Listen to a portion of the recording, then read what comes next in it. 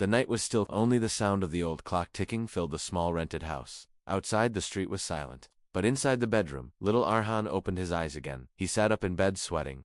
The room was cold. He looked around, but nothing seemed out of place. Yet his heart beat fast. Then, he heard it again. Kriak, kriak. The sound came from beneath his bed, deep from the floor. It was slow at first, like someone carefully walking below.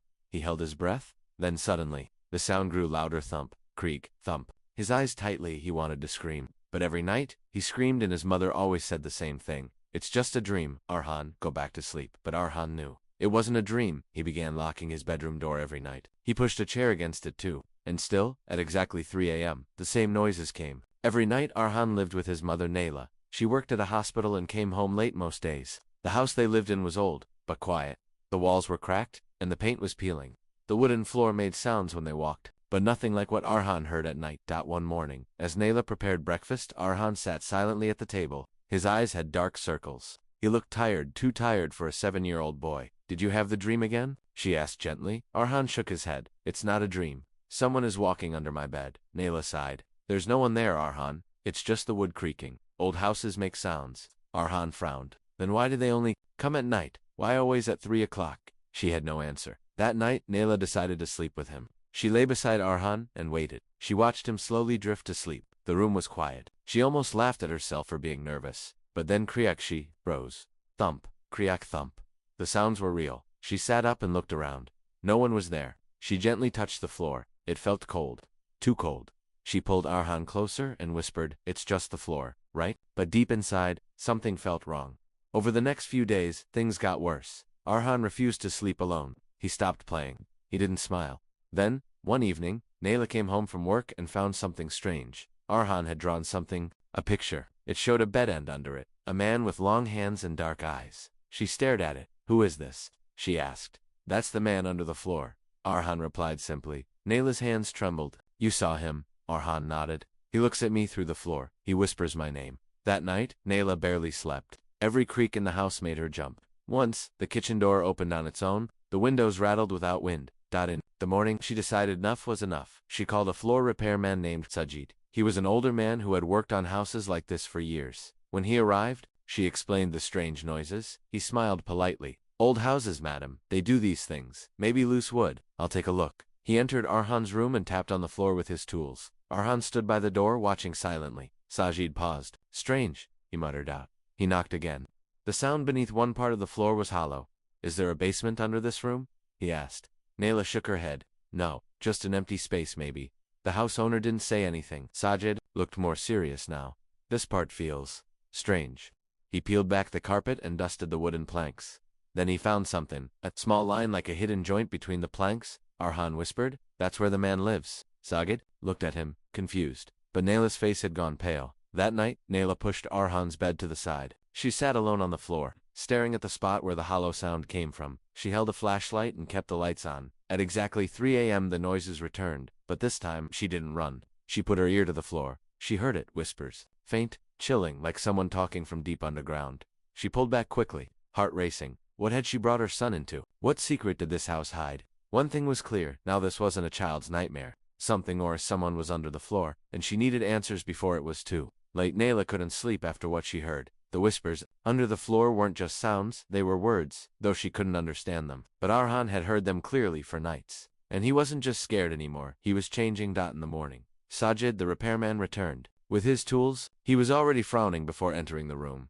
I've worked on old houses before, he said, but something about this feels off. Arhan stood near the door again, holding his drawing tightly in his small hands. He didn't speak. He just stared at the spot in the floor where the sounds always came from. Right here, Sajid said, kneeling beside the area. This plank is not like the others. He used a flat tool to lift the wooden piece. It didn't take much effort. As the board came up, a thick cloud of dust rose into the air. Everyone coughed, and the room suddenly felt colder, like something had been locked away for years and was now being set free. And then they saw it. A metal latch. Old, rusted, hidden perfectly under the floorboard. What is this? Nayla whispered, her voice shaking. Sajid looked surprised. It's a trapdoor. Someone built this to stay hidden. Arhan stepped back, eyes wide.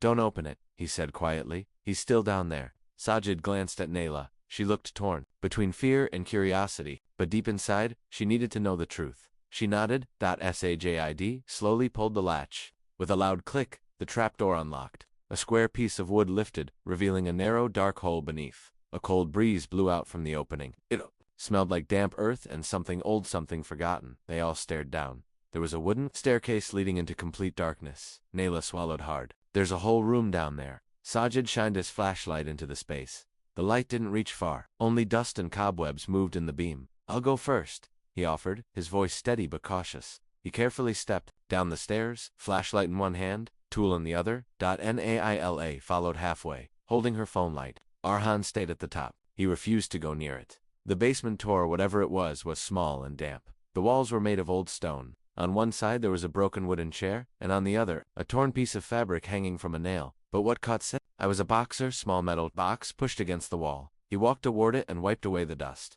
Locked, bring me a screwdriver. He called up. Naila passed it down quickly. With a bit of effort, Sajid forced the box open. Inside was something strange, a cloth-wrapped book, tied with a red ribbon. A book? Naila asked. No, a diary, Sajid answered. He handed it to her. The cover was soft, made of old brown leather. She untied the ribbon slowly, carefully, like she was touching someone else's memories. The first page was smudged but readable. Name is Imran? I don't know what day it is. I don't know if I'll ever see the sun again, Naila gasped. Her eyes scanned the next few lines. He keeps me here. He says no one is looking for me. I cry, but no one hears me. Only the floor listens. She clutched the diary close to her chest, heart racing.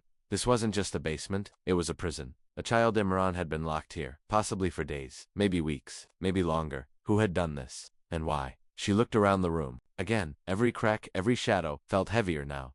Suddenly bang. The trapdoor above slammed shut. Naila screamed, Arhan, she shouted, running up the steps. But the door wouldn't open. Sajid pounded from below, opened the door. There was no answer. The room above was silent. For a few terrifying seconds, they thought Arhan was gone. But then click. The trapdoor opened slowly. Arhan stood there, holding the wooden latch with both hands. His face was pale. I didn't close it, he said softly. It closed by itself. Back upstairs. Naila hugged her son tightly. He didn't speak. He walked to the corner of the room and picked up his drawing. Then he added something new to it. A red ribbon, wrapped around the man's hand under the floor. That night, Naila tried to sleep, but her mind kept returning to the diary's words. Who was Imran? What happened to him? And most importantly, was his story over? Or was it still alive? Inside her home, inside her son's mind. The next morning, she made a decision, was going to the police. But before that, she would visit the landlord, because she had a feeling. The diary sat on the kitchen table, wrapped in the same red ribbon. Naila didn't dare open it again, not yet. Just touching it gave her a strange feeling, like something cold had entered the room. Arhan hadn't said much since they found it. He kept staring out the window, clutching his drawing in his small hand. He looked far away as if listening to something no one else could hear. Naila didn't want to believe in ghosts or spirits. But after everything, after the creaks, the whispers, the hidden hatch, she could no longer ignore the truth. There was a boy named Imran. He was trapped beneath this house, and no one knew what happened to him, until now. Sajid returned that morning with another flashlight and gloves. We should go back down. Carefully this time, he said.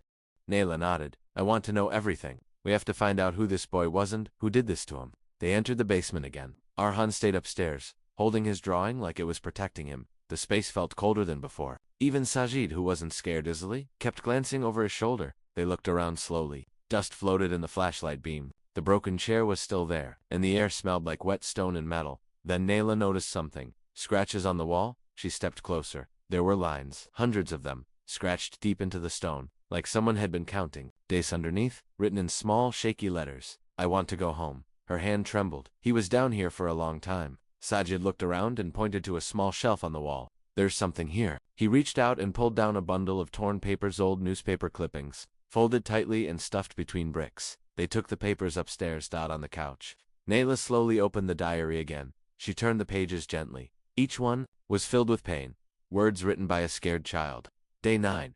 I heard the man walking upstairs. He talks to himself. I think he forgets I'm down here. Day 13. I dream of my mother's voice. But maybe that's just my mind playing tricks. Day 17. I found a nail on the ground. I hide it in the wall. Maybe one day I'll use it. Naila wiped a tear from her cheek. This poor child. No one came for him. Then she noticed something. A name written again and again, on the corner of one page. Zamir, she whispered. That name sounds familiar. Sajid looked up. Isn't that the name of your landlord? Naila's heart stopped for a second. Yes, Zamir Ahmed. They opened the old newspaper clippings. One article caught her attention. Local man questioned in missing child case. No charges filed. The photo was blurry. But it was Zamir, much younger. Same eyes, same face. The article was short. It said a 10-year-old boy named Imran went missing 20 years ago. Neighbors heard strange sounds from Zamir's home. Police searched but found nothing. Zamir claimed he lived alone. No charges were made. The case was closed. But Nayla knew the truth. Now Zamir had locked that boy under the floor, and he had never told anyone that night. Arhan stood near the basement door. He didn't speak. He looked down at the open hatch, his drawing still in his hand. He's not angry, Arhan said quietly. He's waiting. Waiting for what? Nayla asked gently. For someone to believe him. Her heart broke. All this time, Imran's voice had been trapped under the floor and heard, ignored, forgotten. But now someone finally knew. Nayla made 2 calls that evening, one to the police and one to Xozameer. She told him something was wrong with the floor, something urgent. He agreed to come the next day, but Nayla didn't tell him she knew. She didn't say a word about the diary, the trapdoor, or the name Imran. She wanted to see his face when the truth came out. That night, she sat beside Arhan. While he slept, he finally looked peaceful. But around 3 a.m., he whispered in his sleep, not his own name, not his mother's. He said, Imran, it's almost time. Then he turned over and smiled. The next morning, the air in the house felt heavy, almost like it was holding its breath. Nayla stood in the kitchen, staring at the diary resting. On the counter, the red ribbon lay beside it. Torn, her fingers brushed over the cover, again and again, as if trying to draw courage from the worn leather. She looked at the clock. 10:56 a.m. Zamir, the landlord, had said he'd arrive at 11 sharp. She glanced at Arhan, sitting silently on the sofa. He was drawing again. More shadows, more red lines. This time, the drawing showed a man standing above the floor, and another boy below smiling. What are you drawing? She asked softly. Arhan didn't look up. He's ready now. At exactly 11 a.m., the doorbell rang. Naila opened it slowly. Zameer stood there in his usual neat clothes. His smile was polite, but something in his eyes made her uneasy now. Perhaps it had always been there, she just hadn't seen it before. Good morning, he said, stepping in. What's wrong with the floor? Nayla kept her voice calm. Strange noises. We opened a board in my son's room. There's a hatch. A whole space below. Zamir's smile faded. A hatch. Yes, come see it. She led him into Arhan's room. Sajid stood waiting near the open trapdoor. Arhan was nowhere in sight. Zamir stared at the open hatch. His hands tightened at his sides. This wasn't supposed to, he muttered. What? Nayla asked sharply. Zameer cleared his throat. I mean, this part of the house was sealed years ago, probably left by the previous owners. Nayla took a deep breath. She walked to the table and held up the diary. This was found down there. Zamir's eyes widened. For a brief second, fear flashed across his face. She opened the diary and began reading aloud. He says no one is looking for me, but I keep scratching the wall. One day, someone will find me. Zamir took a step back. Sajid blocked the doorway. You knew, Nayla whispered. You knew about the boy, about Imran. Zamir's face twisted. There was no proof. No one believed the neighbors. I was cleared. You locked a child under that floor. She shouted. Zameer. Single quotes. S voice grew cold. You can't prove anything. Oh, but I can, Nayla said, raising her phone. The entire conversation had been recorded. Zamir lunged forward, trying to grab it, but Sajid pushed him back and pinned him against the wall. I've already sent this to the police, Nayla said through clenched teeth. They're on their way. Suddenly, a loud crash echoed from the hallway. All three turned. Arhan stood at the top of the stairs, looking pale. Behind him, the lights began to flicker. The temperature in the house dropped sharply. Zameer froze. No, he whispered. It can't be. From the floorboards came a deep, slow creak. Kriak, kriak. Thump. Zameer began shaking. He's here. Arhan looked straight at him. His voice was quiet, but firm. You buried him, but you didn't bury the truth. Suddenly, the window behind them shattered. The door of the basement slammed open. Wind howled through the room, but the day outside was calm. Zameer fell to the floor, covering his ears. I didn't mean to hurt him, he screamed. He cried too much. I just wanted silence. Nayla's heart pounded, so it was true. All of it. Zameer had kidnapped Imran and left him there to die moments later. Police sirens filled the street. Zameer didn't fight when they dragged him out in handcuffs. His head hung low. His eyes didn't meet anyone's. Before the officers left, Nayla handed them the diary, the drawings, the articles, everything. One officer looked around the house. He hid all this for 20 years, but the boy's spirit never rested. That night, the house was finally silent. No creaks, no whispers, no cold wind. No wits got Arhan into bed. He looked peaceful again, before she turned off the light. Arhan said Imran isn't sad anymore. She smiled softly. He knows we heard him. Arhan nodded. He said thank you in my dream. The next day, Nayla visited the local cemetery. The police had found bones beneath the second part of the basement, buried in a shallow grave. Wrapped in the same fabric from the drawings, Imran's body was finally given a proper burial. Nayla placed flowers on the fresh grave. She whispered, "You're not forgotten anymore." The days that followed were strangely quiet. Too quiet. No creaking floors, no strange whispers, and no cold drafts brushing through the house at night. For the first time in weeks, Arhan slept through the night without waking up screaming. He didn't draw pictures of shadows anymore. Now he drew bright skies and smiling faces, but Nayla knew better than to believe everything was over. Some stories don't end that easily, especially ones buried under the floor. One afternoon, Nayla sat by the window sipping tea, walked in, holding a new drawing. This one was different. It showed two boys, one standing in the light, the other fading into the shadows. The second boy wore the same torn shirt shown in the earlier drawings. "What is this?" she asked softly.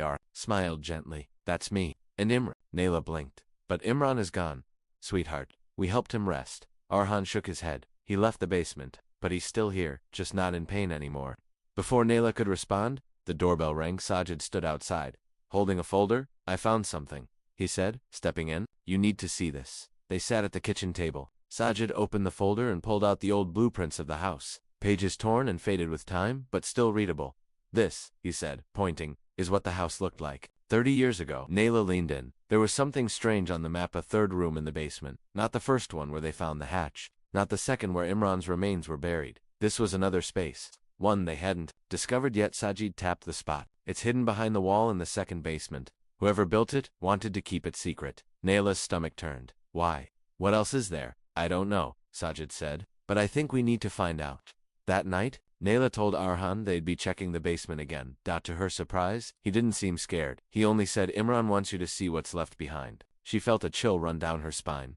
Together, with Sajid's help, they returned to the second basement. The air felt heavier again. Colder. They moved slowly, flashing lights along the stone walls. Then Sajid knocked on one section of the wall. Thump, thump, hollow. He picked up a hammer and chiseled brick by brick. They removed the wall.